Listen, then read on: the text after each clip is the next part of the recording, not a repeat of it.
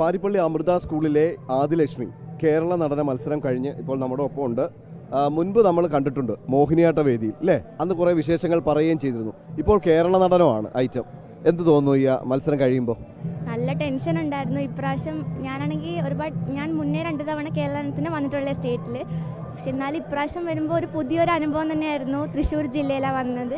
അപ്പോൾ നല്ല ടെൻഷൻ ഉണ്ടായിരുന്നു കയറുന്നതിന് മുമ്പ്. ഞാൻ ഫസ്റ്റ് ലോട്ടിലാണ് വന്നത്. അപ്പോൾ നല്ല ടെൻഷനായിരുന്നു. പക്ഷെ കയറി കഴിഞ്ഞ് കളിച്ചപ്പോൾ ഒരു ആശ്വാസം. എങ്ങനെയായിരുന്നു ഇത്? ഈ ഒരു കേരള നടനം പഠിക്കാൻ ഉള്ള ഒരു താല്പര്യവും അതിൻ്റെ ഒരു പരിശീലനമൊക്കെ എങ്ങനെയായിരുന്നു? എനിക്ക് 7th വരെ നമുക്ക് കേരള നടനത്തിനുള്ള ഇതില്ല, കാറ്റഗറി ഇല്ല. 8th തൊട്ടാണ് കേരള നടനം ഉണ്ടായിരുന്നത്. 8th ജില്ല വരെ, ട്രിവാൻഡ്രത്ത് ജില്ല വരെ പോയി. പിന്നെ 9th-ലും 10th-ലും കാസർഗോഡായിരുന്നു. കാസർഗോഡ് ജില്ലയിൽ ഫസ്റ്റ് ഉണ്ടായിരുന്നു. ഇപ്പോൾ കൊല്ലം ജില്ലയിൽ നിന്ന് വന്നു. കൊല്ലം ജില്ലയിൽ ഫസ്റ്റ് ഉണ്ടായിരുന്നു. ഇപ്പോൾ സ്റ്റേറ്റിൽ വന്നു. ഈ കേരള നടനം ഇതിൻ്റെ പരിശീലനം അതൊക്കെ എങ്ങനെയായിരുന്നു? പരിശീലനം എന്നെ അച്ഛനാണ് പഠിപ്പിക്കുന്നത്.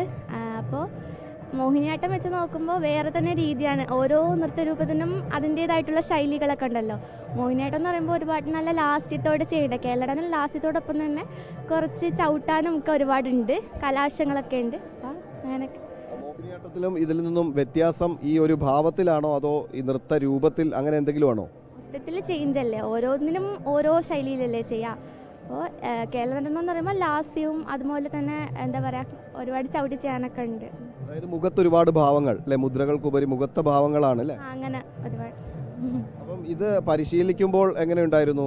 പരിശീലന സമയങ്ങളിലൊക്കെ എളുപ്പമായിരുന്നോ അല്ലെങ്കിൽ കഠിനമായിരുന്നോ? കഠിനമാണ്. അങ്ങനെ ഒന്നും എളുപ്പത്തിൽ ചെയ്യാൻ പറ്റത്തില്ല. നന്നായിട്ട് പ്രാക്ടീസ് ചെയ്തിട്ട് പാടാണ്. സ്കൂളിൽ പഠനത്തിനോടൊപ്പം ഈ ഒരുപാട് ഐറ്റങ്ങളുണ്ട് കലയിലെ, ഒരുപാട് മത്സരങ്ങൾ ഇങ്ങനെ വരുന്നു. അപ്പോൾ ഈ മത്സര ഇനങ്ങളൊക്കെ പരിശീലിക്കാൻ വേണ്ടിയുള്ള സമയമൊക്കെ കണ്ടെത്തുക വളരെ ബുദ്ധിമുട്ടുള്ളല്ലേ? 10th വരെ ആണെങ്കിൽ അത്ര വലിയ പ്രശ്നമില്ലായിരുന്നു. പക്ഷേ +1 ആയപ്പോൾ ഒരുപാട് പഠിക്കാറുണ്ട്. എന്നാലും എനിക്കിഷ്ടമാണ് ഡാൻസ്. അപ്പോൾ സമയം കണ്ടെത്താറുണ്ട്.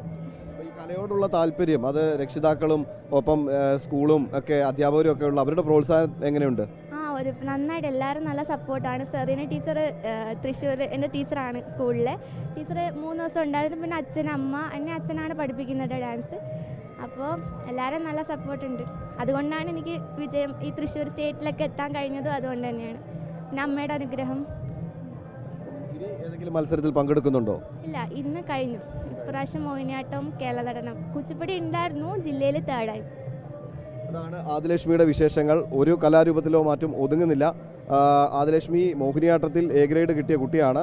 ഇപ്പോൾ കേരള നടനം കഴിഞ്ഞിരിക്കുന്നു. ഇതിൽ മികച്ച പ്രകടനം തന്നെയാണ് ആദിലക്ഷ്മി കാഴ്ചവെച്ചിരിക്കുന്നത്. പ്രദീപ് വാളത്തുങ്കലിനൊപ്പം സുധീഷ്, അമൃത ന്യൂസ്.